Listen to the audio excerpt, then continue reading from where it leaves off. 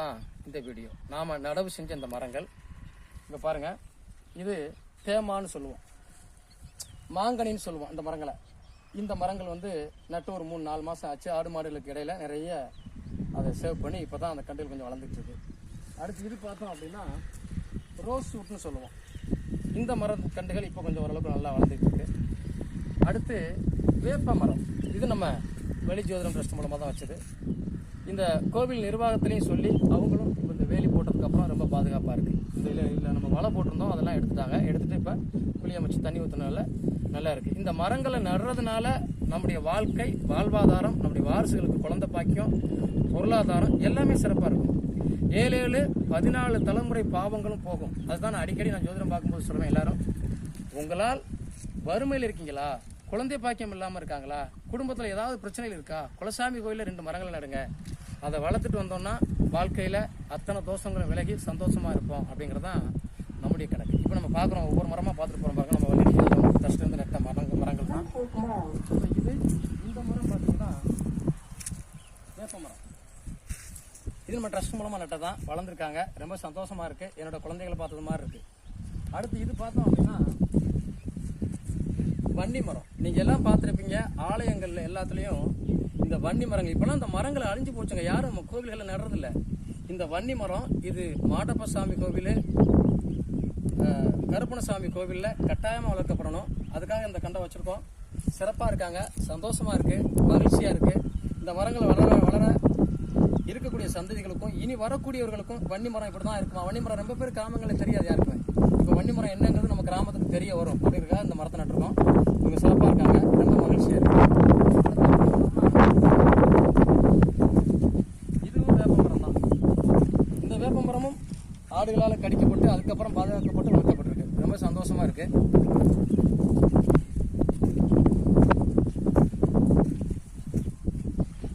இதுவும் வேப்ப மரம் தான். இது நம்ம ட்ரஸ்ட் மூலமாக வைக்கப்பட்ட மரங்கள் தான். ரொம்ப சந்தோஷமா மகிழ்ச்சியாக இருக்கு. மரங்கள் இந்த மரம் வந்து ஏற்கனவே மாடப்பசாமி ஐயாவுடைய ஆலயம்.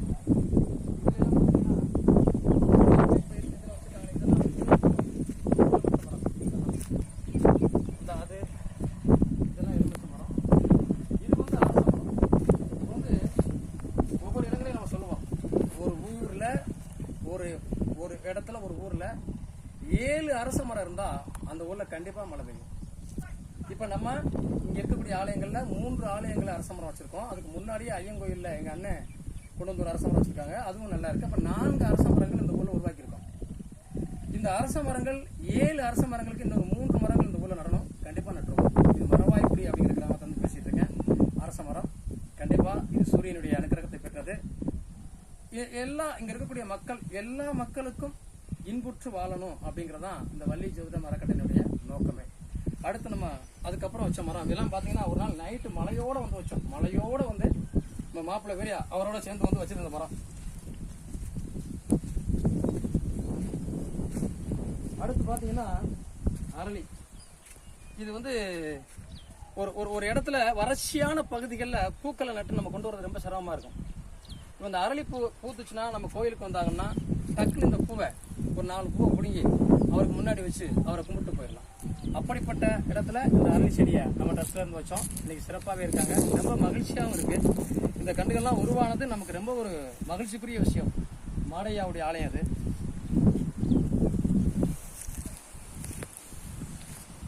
இந்த மரம் நம்ம ட்ரஸ்ட்ல இருந்து வச்சாதான் இதுக்கு பேர் ரோஸ் வுட்னு சொல்லுவோம். ரோஸ் வுட்டு நல்லா இருக்காங்க, ரொம்ப சந்தோஷமா இருக்காங்க பார்க்கும்போது. இது மாதிரி நீங்கள்லாம் மரம் நடணும் பண்றேன். ஆலயங்கள்ல இந்த மரங்கள்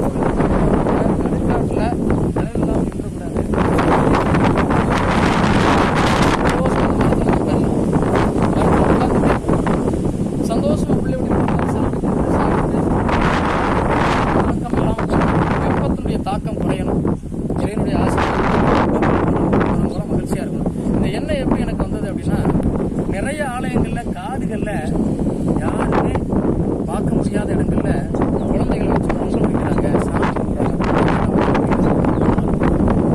இப்ப இது இந்த ஆலயங்கள் தோறும் இந்த வரங்களை உருவாக்கிட்டோம் அப்படின்னா மக்களுக்கு சந்தோஷம், நமக்கு பின்னாடி வந்து போங்க. அந்த சந்தோஷம் மகிழ்ச்சி அப்போ பிரபஞ்சம் நிறைய மழை வரும், ஆக்சிஜன் வரும். நிறைய எங்க ஊர்ல கிராமங்கள்ல அரச மரமே இல்லைங்க, ஆலமரமே இல்லை. இப்போ ஆலமரங்களும் சில கோவில்கள் நம்ம வச்சிருக்கோம்.